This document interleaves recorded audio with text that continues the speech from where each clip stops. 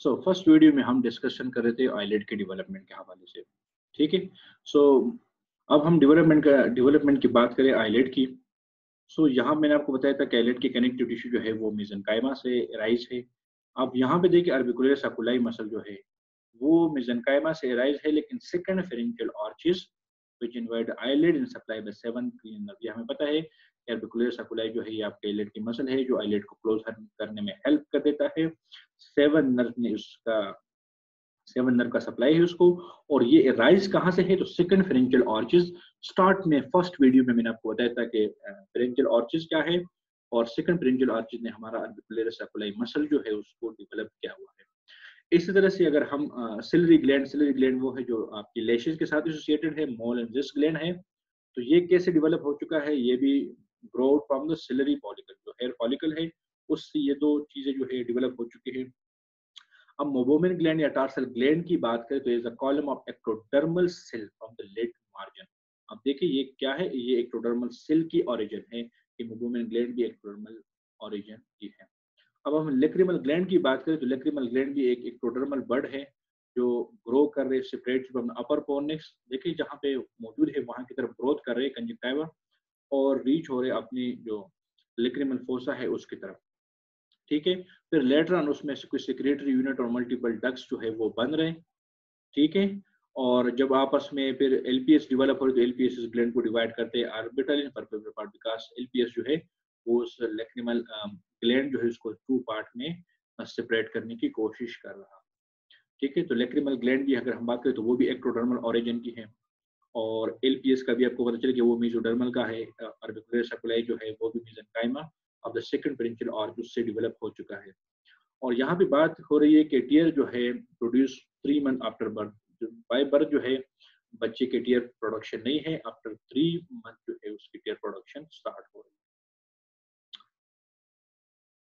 यहाँ पे हम लेक्रिमल सैक और लेक्रिमल नेजोलेक्रिमल डक की बात करें तो ये भी सारी चीजें जो है ये भी एक्टोडर्मल है, लेकिन लेक्रिमल सैक कैसे बनता है कि आपकी लेटरल नेजल प्रोसेस और मैक्सिलरी प्रोसेस के दरमियान वहाँ पे एक्टोडर्मल सेल जो है वो एक स्ट्रक्चर बना रहे हैं, और फिर यही कार्ड जो है वो इसमें कैनलाइजेशन हो रही है, इसमें ओपनिंग बन रही है जिससे वो नेजोलेक्रिमल डक बनता है, और उसका सुपीरियर पार्ट जो है वो थोड़ा सा डायलेट होकर वो आपका लेक्रिमल सैक बनता है। और इस तरह लेक्रिमल डक्ट जो है वो सेलुलर प्रोलिफरेशन हो रही है, और नेज़ोलेक्रिमल डक्ट जो है उसकी एलांगेशन भी हो रही है। इस तरह अगर हम ऑर्बिट की बात करें तो ऑर्बिट जाहिर बात है सारे बोन से बने, और बोन की जितने भी ओरिजिन है वो मेसेनकाइमा ऑप्टिक वेसिकल के अराउंड जितने भी मेसेनकाइमल सेल है वो आपकी ऑप्टिक ऑर्बिटल बोन बनाएगा, ऑर्बिटल कैविटी बनाएगा। इस तरह से अगर हम मीडियल वॉल की बात करें तो वो लेटरल नेजल प्रोसेस ने बनाए हैं, लेटरल और इंफीरियर वाल की बात करें तो वो मैक्सिलरी प्रोसेस ने बनाए हैं, सुपीरियर जो है वो mesenchymal capsule of the four brand जो है उसने बनाए हैं, पोस्टीरियर ऑर्बिट जो है वो bone of the base of the school जो है उसने बनाए हैं। और इसी तरह से अगर हम बोन ऑफ द ऑर्बिट की बात करें तो वो membrane except those from the skull which develop cartilage. अब दो किस्म की बोन है ना, एक बोन जो है वो पहले एक मेम्ब्रेन बनता है, फिर मेम्ब्रेन में कैल्सिफिकेशन होकर उसे बोन बनता है जिसको मेम्ब्रेनस बोन कहते हैं। तो ऑर्बिट की जितनी भी बोन है वो सारे मेम्ब्रेनस फॉर्म के थे, फर्स्ट मेम्ब्रेन थे, लेटर ऑन बोन बन चुके हैं। लेकिन सिर्फ वो जो बेस ऑफ द स्कल, जैसे मैंने आपको यहाँ पे बताया था कि पोस्टीरियर ऑर्बिट जो है वो किस चीज ने बना है, base of the skull, skull की जो बोन है वो कार्टिलेजिनस बोन, मतलब वो फर्स्ट कार्टिलेजिनस डेवलपमेंटल लाइफ में, लेटर ऑन फिर उसमें कैल्सिफिकेशन होकर बोन बन चुका है।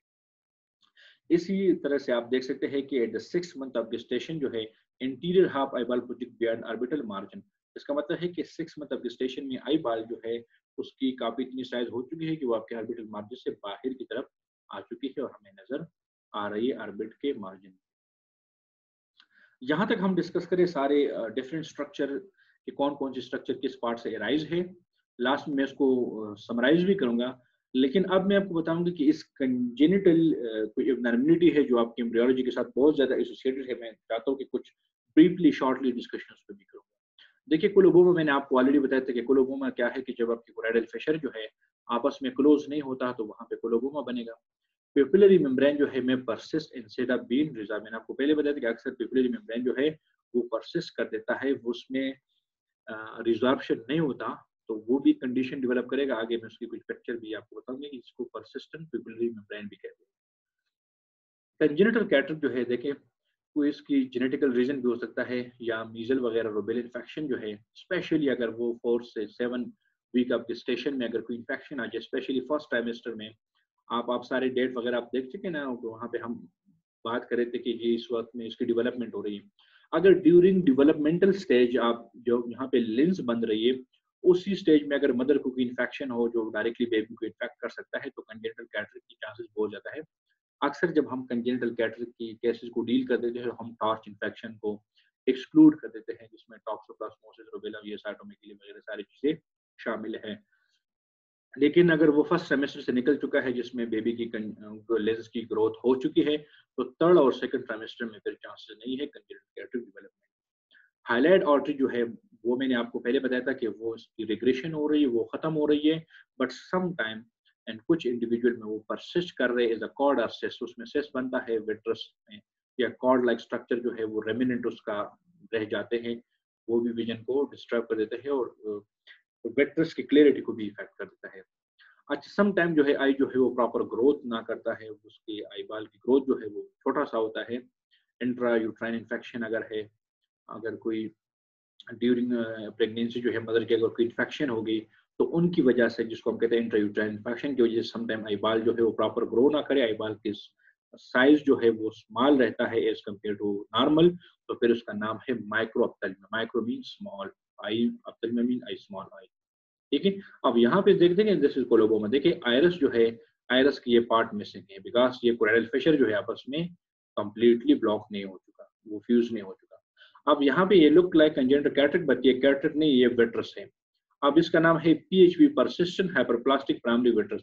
जैसे बच्चा पैदा होता है ना, तो उसका ये व्हाइट ट्रिप्लेक्स नहीं मिलता, जिसको लेकोकोरिया कहते हैं, ये व्हाइट ट्रिप्लेक्स नहीं मिलता। व्हाइट ट्रिप्लेक्स की कुछ अपनी डिफरेंशियल डायग्नोज है, कंजेनिटल कैटरेक्ट, रेटिनोब्लास्टोमा, पीएचपीवी, कोर्ट डिजीज, बहुत सारे ना, तो बहुत सारे कंडीशन है। लेकिन आपको जब ये वाइट रिफ्लेक्स मिलता है, तो बहुत सारे लोग कभी कौन कंफ्यूज करते हैं कंजेनिटल कैटरेक्ट और पीएचपीवी और आरबी, तो फिर ये बी स्कैन वगैरह और सारे इन्वेस्टिगेशन एग्जामिनेशन आपको क्लियर कर देंगे कि ये वेट्रस में वही प्राइमरी वेट्रस जो है वो सेकेंडरी में कन्वर्ट नहीं हो चुका, तो उस कंडीशन का नाम है पीएचपीवी।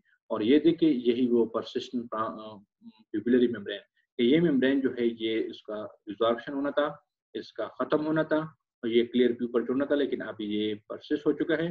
तो उसको ये है कि इसका प्यूपिलोप्लास्टी करना है, और ये मेम्ब्रेन जो है इसको यहाँ से रिमूव करना है, उसका ये ट्रीटमेंट है।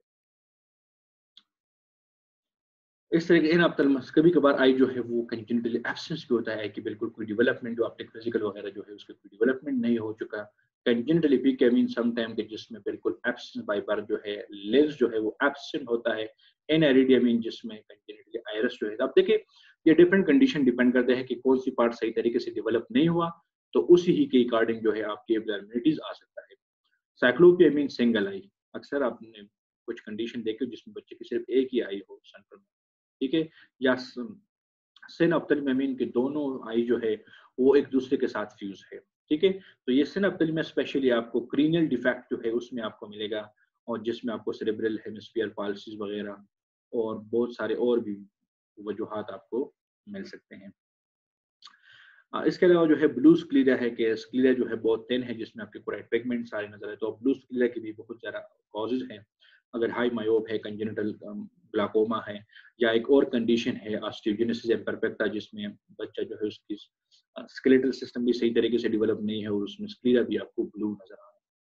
और एनामलीज ऑफ पिगमेंटेशन या अल्बिनिज्म, अल्बिनिज्म भी आप पढ़ चुके, आकुलर अल्बिनिज्म जिसमें ओनली आई में पिगमेंट नहीं है, या आकुलोक्यूटेनियस जिसमें स्किन और आई दोनों में पिगमेंटेशन नहीं है, और बिल्कुल वाइट वाइट कलर उसको आपको मिल रहे हैं, और उसका आइरिस जो है बिल्कुल रेड रिफ्लेक्स, बिकॉज उसमें कोई पिगमेंट नहीं, जो आपको सारे ब्लड वेसल और रेटिना में भी पिगमेंट नहीं है, तो आपको सारे कोराइड वगैरह नजर आ रहे हैं, जो बच्चे को बहुत ज्यादा प्रॉब्लम करते हैं, स्पेशली फोटोफोबिया वगैरह और ब्राइट कंडीशन में।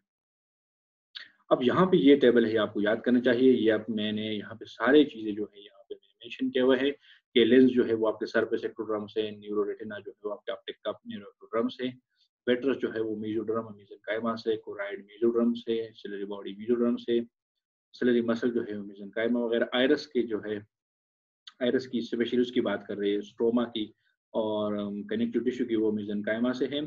आयरस की जो मसल है वो नेरो एक्टोडर्म से है, स्क्लीरा मेसोडर्म से है। इस तरह के कार्निक एपिथेलियम एक्टोडर्म से। सबस्टेंशिया प्रोपरिया जो है वो क्या नाम है, सबस्टेंशिया प्रोपरिया जो है वो मेसोडर्म से है, ठीक है। और इनर एपिथेलियम के नाम में एंडोथेलियम वो नेरुल क्रस्ट से है, मैंने आपको ऑलरेडी पहले बताया था। कंजक्टिवा जो है वो सरफेस एक्टोडर्म से है। इस तरह ब्लड वेसल जो है वो मेसेनकाइमा के ओरिजिन है। ऑप्टिक नर्व भी आपको पता है कि वो नेरो एक्टोडर्म से सारी चीजें एराइज हैं। और ये जो मेनिंजिस है, मैंने आपको मेलेडी शो किया कि मेनिंजिस भी मेसोडर्मल इन ओरिजिन है। सो यहाँ तक हम डिस्कशन कर रहे थे all about the I embryology. I think कि इससे आपको कुछ फायदा जरूर मिलेगा।